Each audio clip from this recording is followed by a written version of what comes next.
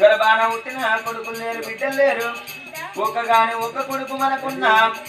తండ్రి ప్రాణం మీద మాకు గడ్డ మీద వచ్చి గద్దలు మోక్షాలు చేసేది కొడుకులు అన్నారు వెండి ఎవరి బాలు బంగార ఎవరి బాలు కోట్ల సంపాదన కుప్పల్ని పాడబడుతుంది మాకు కాట్ల పట్టనాడు కాసుల వరాలంటారు ఏ మానవుడైనా గుడికి లావుతూ పోతుకొని గుంజకు ముడి పెట్టుకొని రాలేదు మానవ జీవితం అంటేనే